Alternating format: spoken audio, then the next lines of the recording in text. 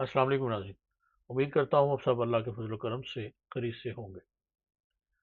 مولانا روم کی عقائد پیش کر رہا ہوں، اور آج عقائد نمبر 5 پیش خدمت ہے۔ عنوان ہے بیوقوف کی صحبت۔ مولانا روم لکھتے ہیں کہ حضرت عیسیٰ علیہ السلام تیز قدم اٹھاتے ہوئے ایک پہاڑ کی طرف جا رہے تھے۔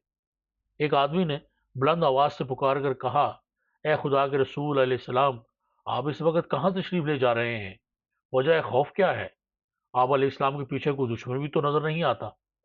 حضرت عیسیٰ علیہ السلام نے فرمایا، میں ایک احمق آدمی سے بھاگ رہا ہوں، تو میرے بھاگنے میں خلل مت ڈال۔ اس آدمی نے کہا، یا حضرت، آپ کیا وہ مسیح علیہ السلام نہیں ہیں جن کی برکت سے اندھا اور بہرا شفا یاب ہو جاتا ہے؟ آپ علیہ السلام نے فرمایا، ہاں۔ اس آدمی نے کہا، کیا آپ علیہ السلام وہ بادشاہ نہیں ہیں جو مردے پر کلام الہی پڑھتے ہیں اور وہ اٹھ کھڑا ہوتا ہے؟ آپ علیہ السلام نے فرمایا، ہاں۔ اس آدمی نے کہا، کیا آپ علیہ السلام وہ ہی نہیں ہیں کہ مٹی کے پرندے بنا کر ان پر دم کر دیں تو اسی وقت ہوا میں اڑنے لگتے ہیں؟ آپ علیہ السلام نے فرمایا، بے شک میں وہی ہوں۔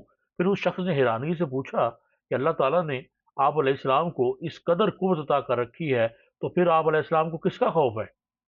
حضرت عیسیٰ علیہ السلام نے فرمایا، اس رب العزت کی قسم جس کے اسم اعظم کو میں نے اندھوں اور بہروں پر پڑھا تو وہ شفا یاب ہو گئے، پہاڑوں پر پڑھا وہ ہٹ گئے، مردوں پر پڑھا وہ جی اٹھے، لیکن وہی اسم اعظم میں نے ایک احمق پر لاکھوں بار پڑھا لیکن اس پر کچھ اثر نہ ہوا۔ اس شخص نے پوچھا، یا حضرت علیہ السلام، یہ کیا ہے کہ اسم اعظم اندھوں، بہروں اور مردوں پر تو اثر کرے لیکن ایک احمق پر کوئی اثر نہیں کرتا؟ حالانکہ حماقت میں بھی ایک مرض ہے۔ حضرت عیسیٰ علیہ السلام نے جواب دیا، حماقت کی بیماری خدائی قہر ہے۔ تو اس سے ہمیں درس حیات یہ ملتا ہے کہ بیوقوف کی صحبت سے تنہائی بہتر ہوتی ہے۔ اجازت دیجیے، اگلی ویڈیو میں ملاقات ہوگی۔ اللہ حافظ۔